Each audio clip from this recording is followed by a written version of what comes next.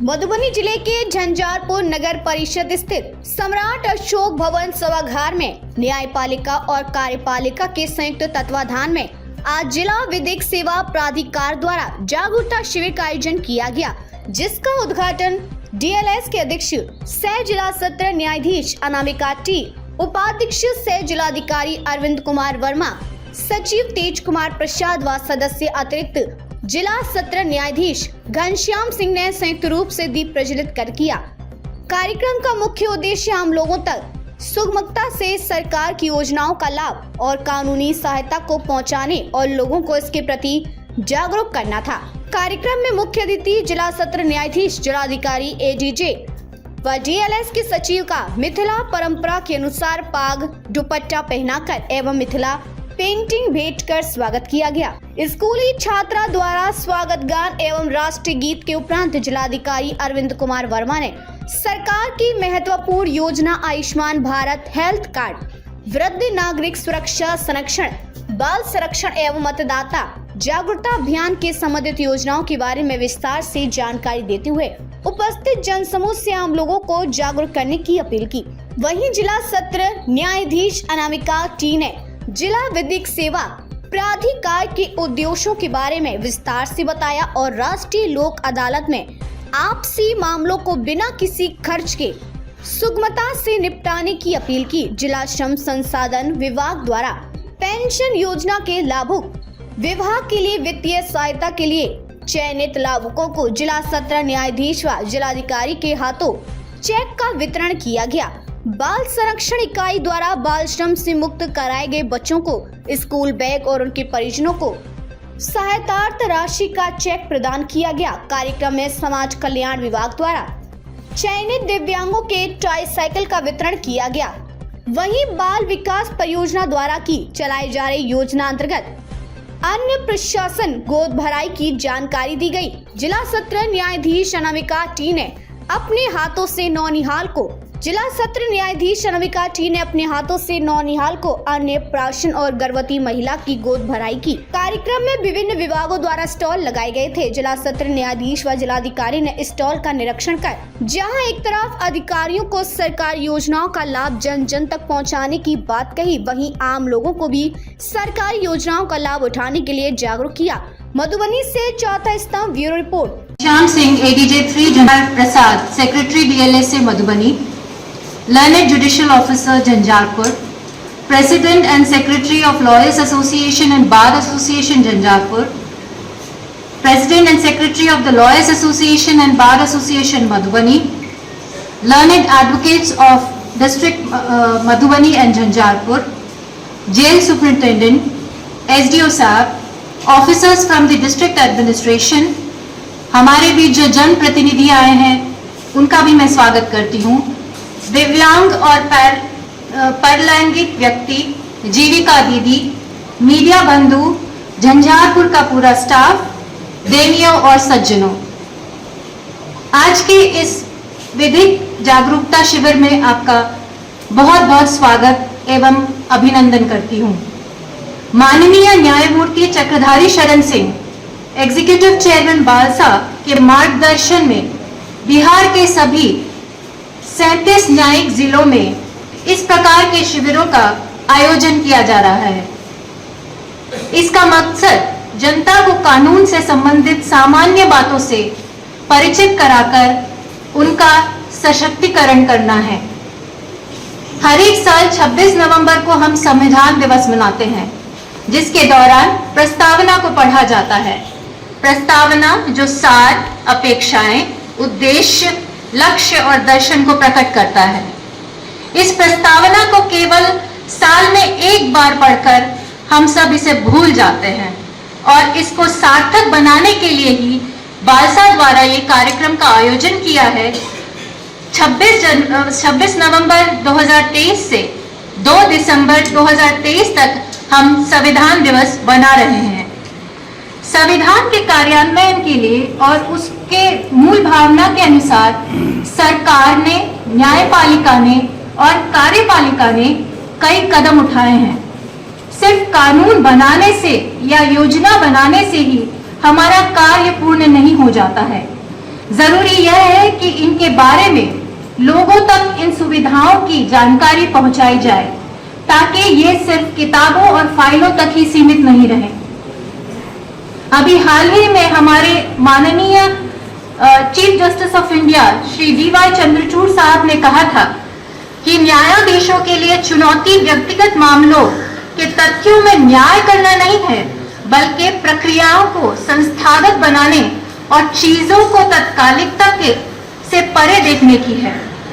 इस जागरूकता शिविर में न्यायपालिका और कार्यपालिका ने एकजुट होकर एक छत के नीचे कई लाभकारी और हितकारी योजनाओं को लोगों तक पहुंचाने का एक प्रयास किया है, क्योंकि हम जानते हैं कि जनता का कल्याण ही सर्वप्रथम धर्म है। जानकारी नागरिक को सशक्त बनाती है। हमारा यह कर्तव्य बनता है कि जो लोग न्यायालय और सरकारी कार्यालय तक नहीं पहुंच पा रहे हैं, उन तक हम लोग पहुंचे। मैं आपसे ये अपील करूंगी कि आज इस शिविर में आप जो भी सीख कर जाएंगे, उसको अपने पड़ोसी को स्कूल में, गांव में, ऑफिस में, हर जगह पर योजनाओं और कानूनों की जानकारी देंगे। DM साहब ने बहुत सारी योजनाओं के बारे में बात की है एंड मुझे लगता है कि कई सारी योजनाओं की जानकारी मुझे भी नहीं थी। ट्रूली स्पीकिंग, सरकार ने बहुत सारी योजनाएं बनाई हैं, लेकिन उसका लाभ लोग इसलिए नहीं उठा पाते हैं क्योंकि उनको उसकी जानकारी नहीं मिलती है। इस शिविर के द्वारा हम चाहेंगे कि आप जो बाहर लगे स्टॉल हैं, उसमें जाकर अपनी जितनी क्वेरीज है उसको क्लियर करें और ये जाने कि कानून आप तक कैसे पहुंच सकता है या योजनाएं आप तक कैसे पहुंच सकती हैं। जाते जाते मैं आपको याद दिलाना चाहूंगी कि 9 दिसंबर 2023 को राष्ट्रीय लोक अदालत मधुबनी, झंझारपुर और बेनीपट्टी के न्यायालय परिसर नालसा के निर्देश के आलोक में विभिन्न जिलों में जो DLSA के द्वारा जो कार्यक्रम किए जा रहे हैं, उसके माध्यम से बहुत सारी जो पब्लिक ओरिएंटेड स्कीम्स हैं, उसकी जानकारी अगर कैंप के माध्यम से दी जाती है, तो बहुत सारे ऐसे व्यक्ति जो कि जानकारी के अभाव के कारण योजनाओं के लाभ से वंचित रह जाते हैं, वो इसका लाभ प्राप्त कर पाते हैं। तो कई सारे अभी शेड्यूल में हम लोग मिनट टू मिनट प्रोग्राम में देख रहे थे कि कई सारे विभागों के द्वारा आज इसमें जानकारी दी जाएगी।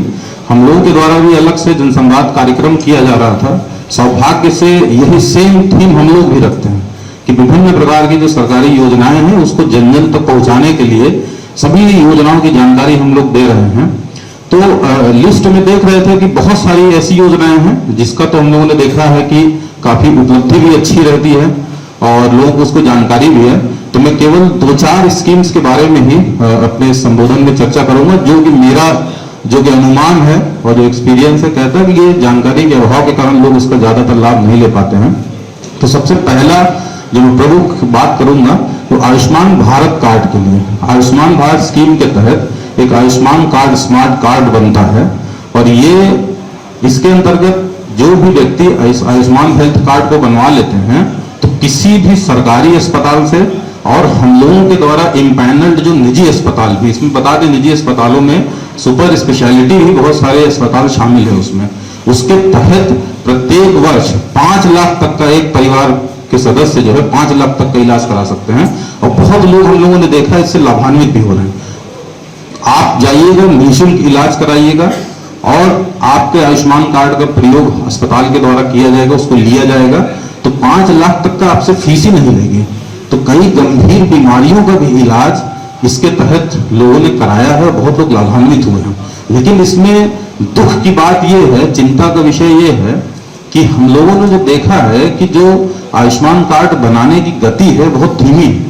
हम लोगों ने पंचायतों में पिछले 1 साल से लगभग प्रत्येक पंचायत में इसका कैंप आयोजित किया, उसके बावजूद भी आप लोगों को जानकर ताज्जुब होगा कि लगभग 24 लाख इसकी लिस्ट है जो एलिजिबल हैं, जो कि आयुष्मान कार्ड बनवा सकते हैं।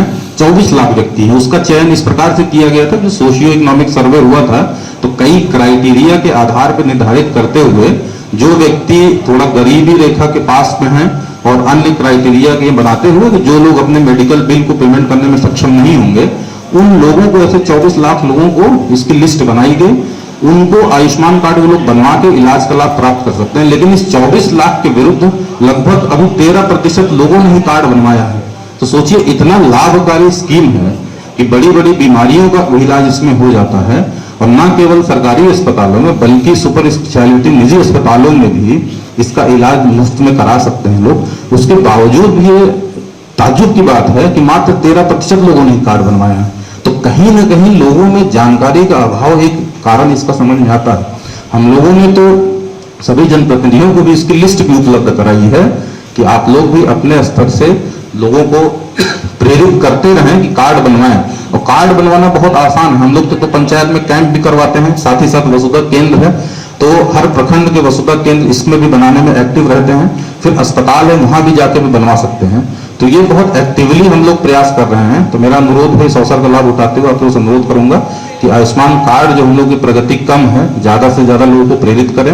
और कई बार हम लोगों ने देखा है कि अपने जिले की लगभग अनुमानित जनसंख्या अभी की 60 लाख के आसपास है, तो इसका तो 24 लाख अगर एलिजिबल है तो बाकी शेष लोग उसके लिए अयोग्य हैं, क्योंकि वो उतने गरीब नहीं माने जाते हैं। तो कई बार ये देखा गया है कि जो लोग जाते हैं, लिस्ट में नाम नहीं रहता तो अफवाह फैला देते हैं कि अरे बन ही नहीं रहा है। तो ये जानना जरूरी है कि 36 लाख लोग एस्टिमेटेड अभी उस लिस्ट में नहीं है, लेकिन जो 24 लाख हैं वो तो बनवा लें। तो उसको आप जनप्रतिनिधियों से संपर्क करके, हमारे डीपीसी भी हैं, हमने इनको भी निर्देशित किया था कि आप सभी जनप्रतिनिधियों को उसका लिस्ट पंचायत वाइज शेयर कर दें। मुझे उम्मीद है कि आपने उसको शेयर कर भी दिया होगा, और नहीं किए होंगे तो उसको शेयर कर दीजिएगा। तो अपने मुखिया से या किसी सरपंच से आप संपर्क करके आप जान सकते हैं कि लिस्ट में नाम है कि नहीं। वसुधा केंद्र पे जाके वो ऑनलाइन भी उपलब्ध है लिस्ट, आपका नाम है कि नहीं। आधार कार्ड से उसमें खोज सकते हैं, अपने नाम से भी खोज सकते हैं। इसके अलावा आजकल तो ऐप का जमाना है, मोबाइल ऐप में भी, एंड्रॉयड में भी कोई भी प्ले स्टोर से जाके आयुष्मान ऐप डाउनलोड कर सकते हैं। तो आयुष्मान ऐप के बारे में भी जानकारी सभी को दें, क्योंकि अब हर व्यक्ति मोबाइल यूज करता है। तो उसमें भी, ऐप में भी आप खोज सकते हैं अपना आधार नंबर डाल के और राशन कार्ड नंबर डाल के, आपका उस लिस्ट में नाम है कि नहीं। अगर लिस्ट में नाम मिलता है तो आप ऐप के माध्यम से भी सीधे अप्लाई कर सकते हैं। आपको किसी और के ऊपर निर्भर ही नहीं रहना, ना तो वसुधा केंद्र जाना, कहीं नहीं जाना। आप अप्लाई करिएगा, आपका कार्ड बन के आपको मिल जाएगा। तो बहुत ही सहूलियत है इसमें। मैं अनुरोध करूंगा आयुष्मान ऐप के बारे में भी जितने लोग उपस्थित हैं उसकी जानकारी अन्य लोगों को भी दें। आप खुद भी चेक कर लेंगे आपका नाम है कि नहीं। दूसरा जो महत्वपूर्ण स्कीम है जिसके बारे में हम लोग के जनता दरबार में भी लोग मिलने आते हैं कार्यालयों में, उसमें हम लोगों को लगता है कि लोगों को जानकारी का अभाव, वो है वरिष्ठ नागरिक, सीनियर सिटीजन्स के लिए जो वरिष्ठ नागरिक भरण पोषण अधिनियम है, इसके बारे में जानकारी का अभाव काफी लोगों में रहता है। और जबकि बहुत ही शक्तिशाली कानून ये बनाया गया है सीनियर सिटीजन्स के न केवल भरण पोषण के लिए बल्कि उनकी संपत्ति की प्रोटेक्शन के लिए भी। तो हम लोग देखते हैं कि बहुत सारे कार्यालयों में लोग जो सीनियर सिटीजन्स हैं वो भटकते रहते हैं, या तो उनका खुद का बेटा उनका भरण पोषण ठीक से नहीं कर रहा होता, या बहू परेशान कर रही होती है, प्रताड़ित कर रही होती है, या अगर उनके खुद की संतान नहीं है कोई अडॉप्टेड, या आसपास के लोगों को लोग रख लेते हैं कि हमारा ये भरण पोषण करेंगे तो हम उसको अपनी संपत्ति देंगे। तो कई बार ये देखा जाता है उन सीनियर सिटीजन्स का वो लोग टॉर्चर करते हैं, उनको उनकी संपत्ति भी हड़पते हैं, खाने को नहीं देते हैं बुढ़ापे में। तो हमारे कार्यालयों में आते हैं, सर मदद करिए। तो इसमें बहुत ही फैसिलिटेशन के लिए अनुमंडल स्तर पे जो सब डिविजनल ऑफिसर है उनकी अध्यक्षता में कमेटी के लिए एसडीओ की अध्यक्षता में कमेटी गठित है, और अनुमंडल पदाधिकारी उसमें आदेश करते हैं। हम लोग खुद भी एसडीएम रहते हुए बहुत लोगों को ऐसा लाभ किया है कि बच्चों को फोर्सफुली ये इंश्योर कराया है कि भरण पोषण करें उनका, और जो बच्चे नहीं करते हैं तो राशि निर्धारित करवा के उनका पेमेंट करते हैं। तो ये और बहुत फायदा हुआ इससे लोगों को। बस जानकारी के अभाव के कारण लोगों को लगता कहाँ जाए, थाना पे जाते हैं तो थाना भी कई बार उतना सही से गाइड नहीं कर पाते। तो मैं सभी सरकारी अधिकारियों को भी, पुलिस अधिकारियों से भी अनुरोध करूंगा कि भरण पोषण अधिनियम के बारे में जानकारी रख लें। एसडीएम कार्यालय में समिति गठित है, आपके पास कोई आ जाता है थाना पे भी तो उसको भेज दें वहां पे, क्योंकि अब